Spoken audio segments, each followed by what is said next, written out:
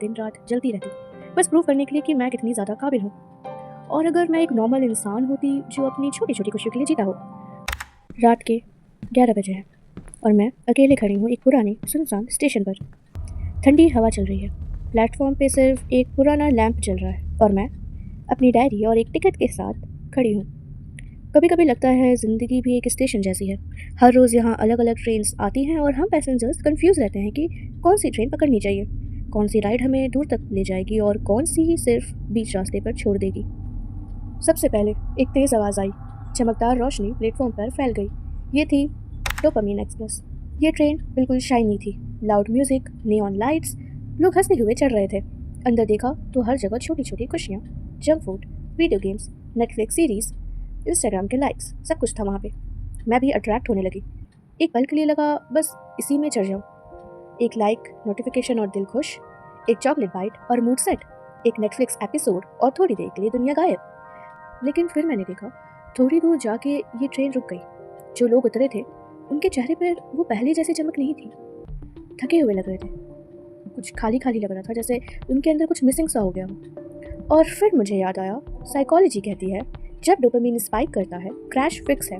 मतलब आपको short term motivation तो मिलेगा पर थोड़ी देर तक, और बाद में वापस आप स्टेशन पर रुक जाओगे। फिर आई एक और ट्रेन, फियर लोकल।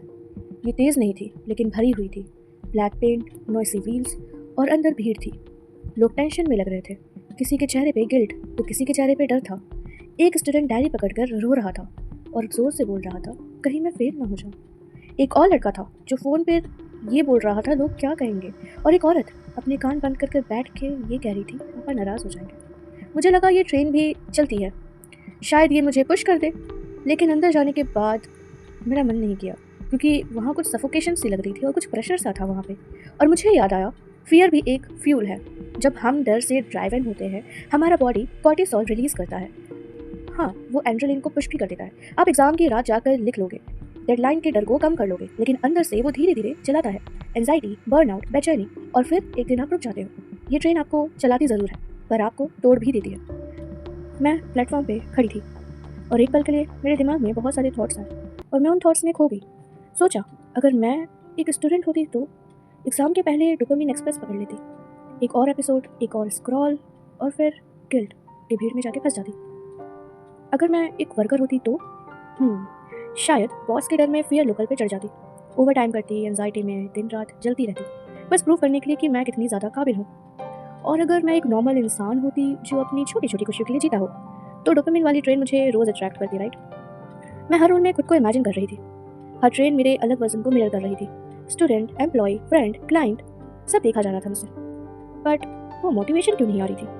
उस मोमेंट मुझे लगा कि शायद इस स्टेशन पे हर खड़ा इंसान यही सोच रहा होगा। हम सब अपने अपने डर, अपनी अपनी छोटी छोटी खुशियों और अपने अपने सपनों की ट्रेन देख रहे होते हैं और कंफ्यूज होते रहते हैं कि कौन सा चूज करें।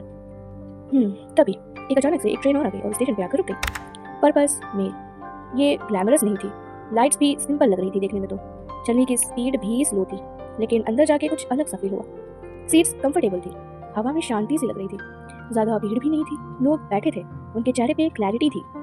एक लड़का भी था वहाँ पे जो अपनी डायरी पे लिख रहा था, और एक लड़की अपने वायलिन से प्रैक्टिस कर रही थी। एक औरत अपनी नोटबुक में अपने सपने को ड्रॉ कर रही थी। और मैंने समझा, ये वो ट्रेन है जो क्यों से चलती है। साइकोलॉजी इसे कहती है इंट्रिंसिक मोटिवेशन। जब आप अपने वैल्यूज, अपने पैशंस और अपने चॉइस से ड्राइवन होते हो, तब मोटिवेशन न्यूट्रल बन जाती है। सेल्फ डिटर्मिनेशन थ्योरी बोलती है, अगर आपको ऑटोनॉमी है, मतलब कि अपना डिसीजन लेने की फ्रीडम, और साथ ही में अपना कनेक्शन दुनिया से बनाने की इच्छा, तो आप सस्टेन कर पाते हो। ये ट्रेन तेज़ नहीं है पर सबसे ज़्यादा दूर तक जाती है। हाँ, मेरे सामने 3 ट्रेन्स थी।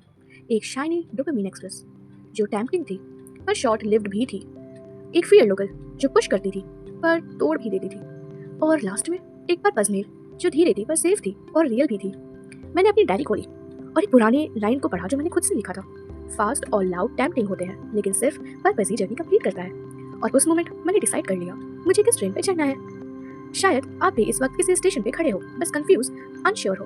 अगर कहानी में आपने अपना रिफ्लेक्शन देखा तो एक छोटा सा कमेंट ड्रॉप करो, ताकि मुझे भी लगे कि मैं अकेले नहीं हूँ इस सफर में।